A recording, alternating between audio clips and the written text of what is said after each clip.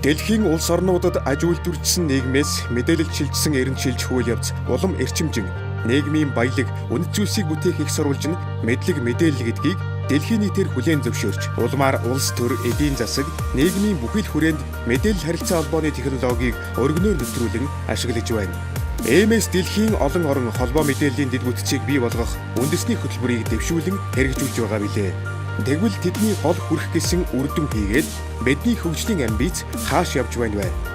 Мэдээллийн технологид суурилсан үндэсний хөгжлийн амбиц.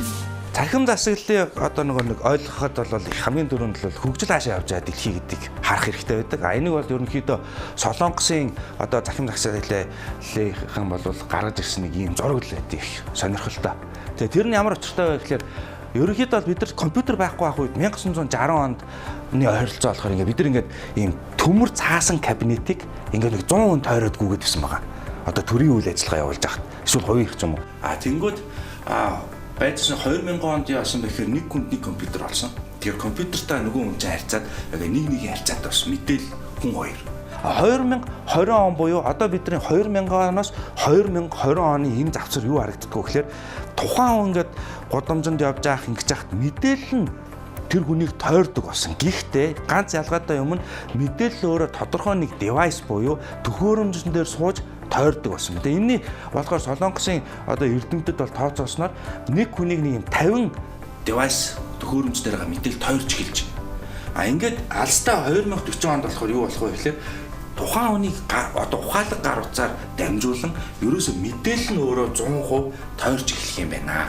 Клауд дээр суурилсан буюу үүлэн тооцоолол дээр суурилсан. Ингээд ирэх юм бол үндсэндээ төхөөрөмж гэдэг зүйл алга болоод дан мэдээллийн тогтолцоо гарч ирэх юм байна гэсэн иймэрхүү тренд явж ийн гэсэн үг л дээ.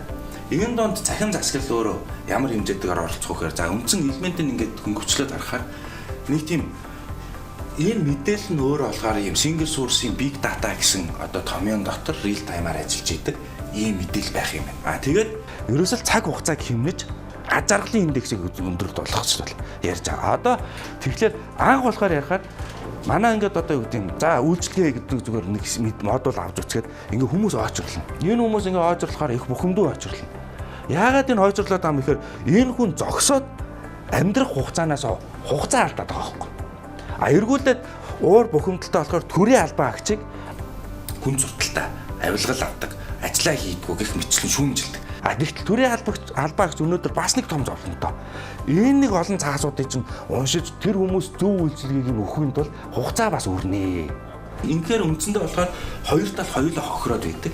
Тэгээд том асуудал гэж босч ирээд байдаг. Би рүү гэж ихэд байдаг. Иймэрхүү л асуудал.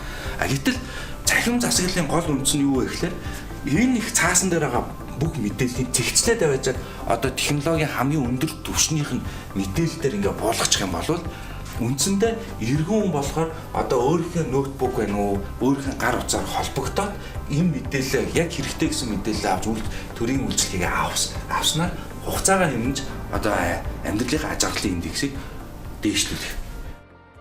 Монголын 3 сая хүн очир дараалалд өөрийн амьдралын хугацааг үрээд байхгүй тулд бидэнд юу хэрэгтэй вэ гэдэг асуудал үүснэ. Үүний тулд цахим засаглалыг хөгжүүлэх бодлого стратегийг илүү боловсронгуй болгох хэрэгтэй болно. Харин үүнийг дис дараалалтайгаар хийхин тулд нэгдүгээрт бүтэц зохион байгуулалт буюу засгийн газрын субъектуудын хөгжил. Хоёрдугаарт хууль эрх зүйн орчин буюу шаардлагатай хууль эрх зүйн орчинг бүрдүүлэх юм.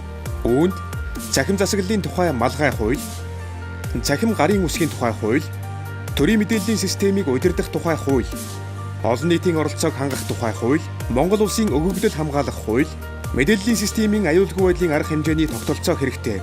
Эдгээрээс цахим гарын үсгийн тухай хуулиас бусд нь орхигдоод байгаа учраас анхаарч ажиллах зайлшгүй шаардлага бий. 3-дугаарт хөрөнгө оруулалт. 4-дүгээрт технологийн орчин нөлөөлнө. Харин технологийн орчин бидэнд хангалттай сайн бүрэлдсэн байгааг доорх үзүүлэлтүүд харуулж байна. Төрийн мэдээллийн нэгдсэн сан үндэсний дата төв буюу хадгалах сав нь байна.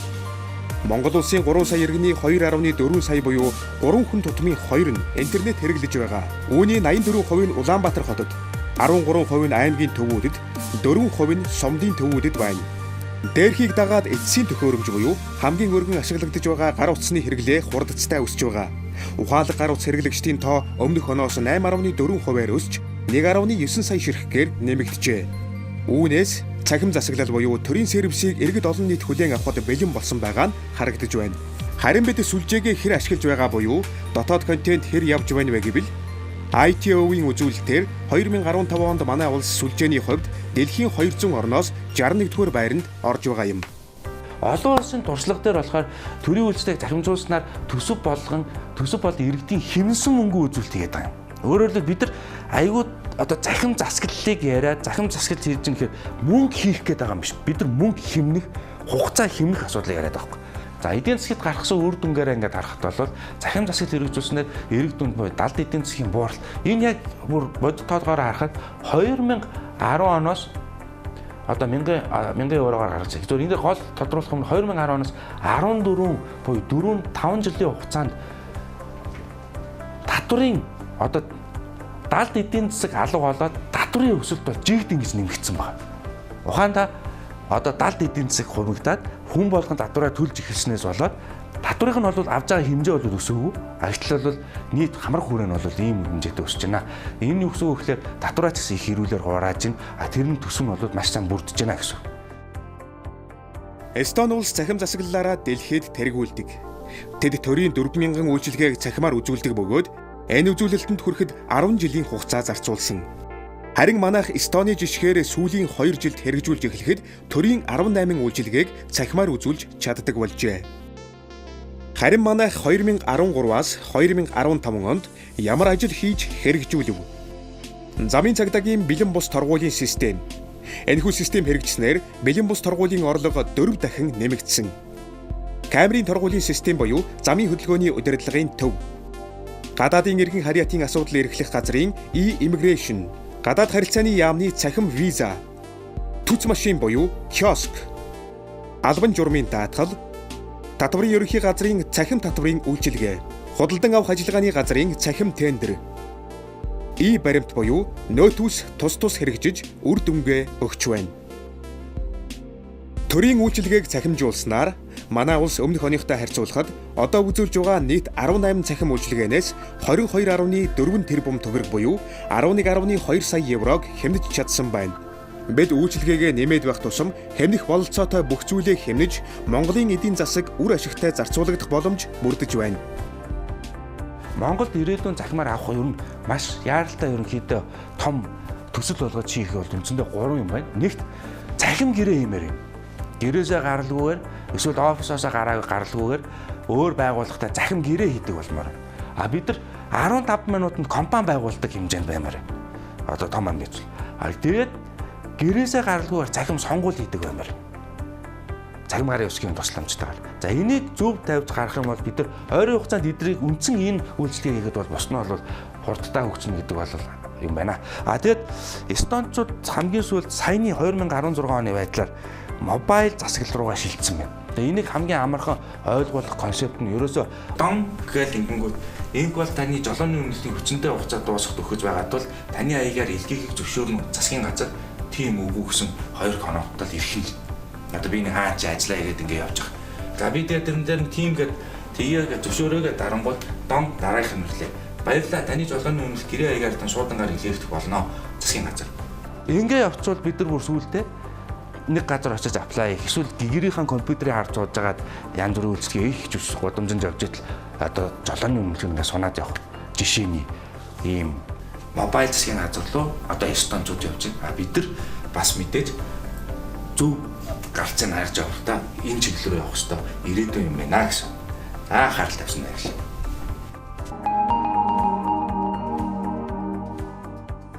Нэмэгдсэн үртгийн албан татварын урамшууллын систем яг баримтын системийн гол одоо яг яаж хэрэгжсэн тухай нэлээд дэлгэрэнгүй маш чөлөөтэй сайхан танилцуулъя гэж бодож байна. Тэгэхээр энэ танилцуулгыг эхлэхээс өмнө энэ манай улсад ганцхан хийгдсэн одоо систем биш. Бусад одоо орнуудад амжилттай хэрэгжүүлсэн тийм туршлагууд байдаг. За энэ орнуудаас бид ингээд үзэх юм бол Словак, Тайвань, Португал, Солонгос, Эстони гэсэн энэ улсууд маань өргөн нэвтрүүлээд ингээ хэрэглээд эхэлсэн байна. Эдгээр хэрэгжилж байгаа гол шалтгаан Словак улстай аваад үзэхэд 5.4 сая иргэнтэй Словак улс 2013 оноос суглаатай баримтыг зохион байгуулж эхэлснээр дэлхийн улс орнуудын бизнес эрхлэх таатай орчин бүрдсэн байдлаар гаргасан жагсаалтанд 2008 онд 150 жагсаж байсан бол 2015 он гэхэд 37-д ортлоо дээшилсэн үзүүлэлт гарчээ.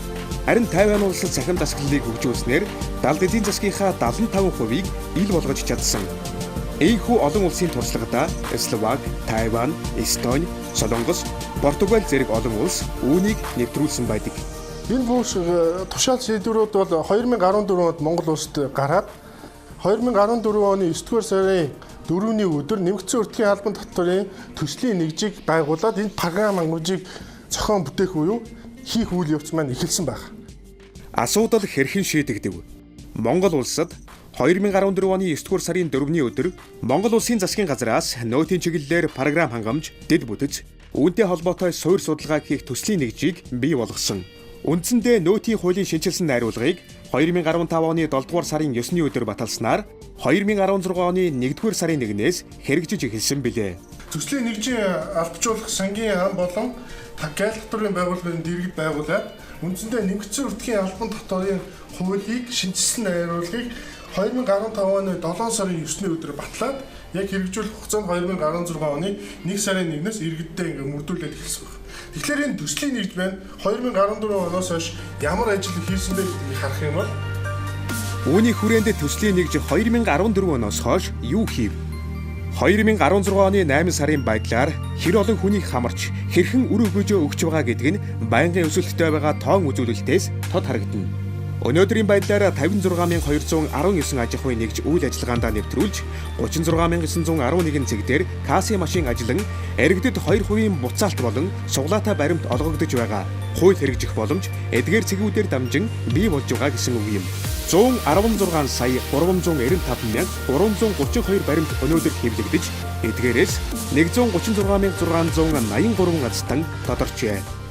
Энэ бүх үйл ажиллагааг ганцхан байгууллага дангаараа шийдэхдээ боломжгүй учраас арилжааны банк болон бусад байгууллагууд хамтарч ирсэн. За энэ механизм нь бол ерөөсөө эцсийн хэрэглэгчийг татварын тогтолцоороо оролцуулах, та бүхэн маань татварыг аж ахуйн нэгжүүдэд төлдөг гэж ойлгодог байсан бол энэ удаад иргэд маань өөрсдөө орж ирж баримтаа аваад худалдаа хийсэн газрынхаа борлуулалтыг баримт систем рүү илгээдэг юм схем ажиллаж байгаа.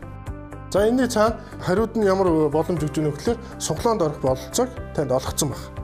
Тэгэхээр энэ хуулийн дагуу энэ ганцхан иргэн эцсийн хэрэглэгчдээр байгаа боломж бус мөн аж ахуйн нэгж хооронд байгууллага хооронд баримтын мэдээлэл илгээхэд цахим падаа хэлбэрээр үүсгдэг болсон байна. Цахим падааны урамшууллын систем ингэж ажиллаад за гарч байгаа үр дүнгууд бол гайхалтай байна. Near Field Communication гэдэг энэ технологи маань за энгийнээр зүгээр хэлчихээ та гар утсаараа бүх төрлийн үйлчлэгийг авдаг болно. Тун удахгүй. Тэр нь юу авах вэ гэхээр та дэлгүүрт ороод гар утас чинь байхад ухаалаг гар утас чинь байхад та тооцоогоо хийн. Төрийн төр үйлчлэгээнүүдэд хамрагдана. 2% урамшуул, суглаанд орох энэ боломжийг ганцхан төгсөлтийн цаанал хийж болно. Яагаад гэхээр энэ касси машин гэдэг энэ олон байгууллагуудаар тараагдсан байгаа машин маань ийм хүчин чадалтай ийм програм хангамжийг хийж чаддаг болсон. Өнөөдөр үнэтэй касси машин энэ өндөр үнэтэй тэр технологиг авах ямар шаардлагатай юм бэ гэж бизнесийн байгууллагууд маань байнга ярьж байгаа. Тэгэхээр энэний асуултын хариулт нь ерөөсөө ирээдүйд иргэд маань ийм цахим хэлбэр рүүгээ шилжиж орох бэлтгэл суур маань хийгдсэн байгаа учраас та бүхэн энэ удахгүй энэ машинаараа банкны бүх төрлийн үйлчилгээг үзүүлж болно. За төрийн үйлчилгээнүүд үзүүлж болно. За худалдан авалт маань хялбарч эхэлнэ гэсэн. Яагаад бидэнд NFC систем шаардлагатай байна вэ гэхээр бид цаасаар баримт олгож байгаа нь цаана төвхтэй бас нэг асуудал үүсгэж байдаг. Баримтыг цаасан байдлаар хэвлэснээр өдөртөө 1.5-аас 2 ширхэг модыг устгаж байгаа гэсэн үг юм. Үүнийг жилээр тооцвол 132,940 ширхэг мод болно. Хэрвээ бид NFC системийг ашиглаж эхэлвэл эко-эдийн засаг бий болж чадах билээ. За тэгэхээр бид юу хийх ёстой вэ гэхээр за ерөөсөө л энэ иргэдийн үйлчлэгийг гэрээс нь л авдаг болох энэ механизмыг хийх хэрэгтэй. Тэр нь юу вэ гэхээр та нийгмийн даатгал, татвар, за тэгээ эрүүл мэндийн бүх үйлчлэгээ, боловсролын гэрчлэгээгээ хүртэл та хэдэн онд ямар төгс сургууль яаж төгсөн, хэд авч яасан тухайга цахим хэлбэрээр л хардаг болох ч л гэдэг шүү дээ. Тэгэхээр энэ бол ерөөсөө л e-government-ийн гол зорилго энэ гэрээс иргэдэд танд ямар ч дарамтгүйгээр аюул хөнгөн та өөрийнхөө төрийн үйлчлэгээ рүү орж чаддаг энэ хаалгыг л нээгээд өгчих гэсэн асуудал. Өнгөрсөнд бид төрийн үйлчлэгийг авах гэж байгууллага болгон дээр та гүйж очих шаардлагатай. Ийм байсан. Одоо бид юу болсон? Нэг цэгийн үйлчлэгээр шилжсэн. Нэг цэг дээр очиход бүх төрийн байгууллагуудын үйлчлэгийг хийнэгээд 400 гаруй зохицолбор дээр хийцэн байгаа шүү дээ бид. Тэр чинь иргэдмэн очиод ингээ үйлчлэгийг аваад ямар сайхан юм бэ? Олон байгууллага руу гүйхгүй нэг газар ирэхээр ямар амар юм бэ гэж хэлээд шүү дээ. За тэгвэл жинхэнэ гайхамшиг одоо бидний хүлээгээд байгаа. Тэр нь юу вэ гэхлээр компьютерийн араас бүх төрийн байгууллагын үйлчлэгийг өгөх. Энэ цаг ойрхон ирчээд байгаа. Энэ зүйлийг бид хийхин тулд компьютерээр сууж байгаа таныг л таних л асуудал байна. Тэгэхээр энэ нэгэн алхмыг бид одоо богино хугацаанд хийж чадах юм бол өсрөнгөө хөгжил буюу цахим засаглалын индекс маань өсөх юм боломж нь бүрднэ гэсэн үг. Мэдээлэл технологийн гол нууц нь бол хүний бүтээмж өөр өгөөчтэй ажиллах энэ боломжийг компьютероор бий болгодог гэсэн үг. Таны бодоод сэтгэхэд хийж чадахгүй зүйлүүдийг автомат машинууд хийж чадна гэсэн. Өдөр тутам нэг ажлыг дахин хийгээд байгаа бол тэрийг ямар ч алдаа мадаггүйгээр компьютер хийж чаддаг учраас төсвийн хэмнэлт гардаг байна. Ажилтнууд маань илүү робот болж хувирнаа л гэсэн үг л дээ. Тэгэхээр 15 он гэхэд 89 сая одоо дижитал ингээ аутентикейшн хийгээд ийм хэмжээний иргэдийн одоо тусламжтайгаар 20 орчим тэрбум еврогийн төсвийн хэмнэлт хүртэл Эстонд улсад хийж байгаа. Тэгэхээр засгийн газар биднээс зардлаа бууруулах шаардлагатай гэж ямар ч эдийн засагч маань дандаа яриад байдаг. Тэгэхдээ яаж бууруулах вэ? Автоматжуулалтыг хийж ижил бууруулна. Өнөөдөр хийсээр байгаа нэг дахин давтагдсан олон ажлыг бид автоматжуулж компьютероор орлуулж энэ мэн бий болно. Тэгэхээр энэ зорилтондоо бид хүрэх хэрэгтэй. За ингээ ерөнхийдөө миний одоо бас ярих юм сэдв маань ингээ дууслаа. Төрийн үйлчилгээг цахимаар үзүүлэх бүхэл суурь аль хэдийн тавигдчих. Төрийн үйлчилгээ цахимжснаар ховийн хөвчлүүдч мөн дагаад эрх зүйн орчин нь бүрэлдэж цахим хэлбэрлүүд төвөггүй шилждэг болно. Шийдвэр гаргагч байгууллагууд үүнийг зөвөр харж хэрэгжүүлэх үйл ажиллагаанд дэмжлэг үзүүлж үйл явцыг түргэсгэж чадвал амар амгалан, тайван, хугацаа хэмнэлсэн аз жаргалтай сайхан нийгэм бидний дэргэд ойрхон байна.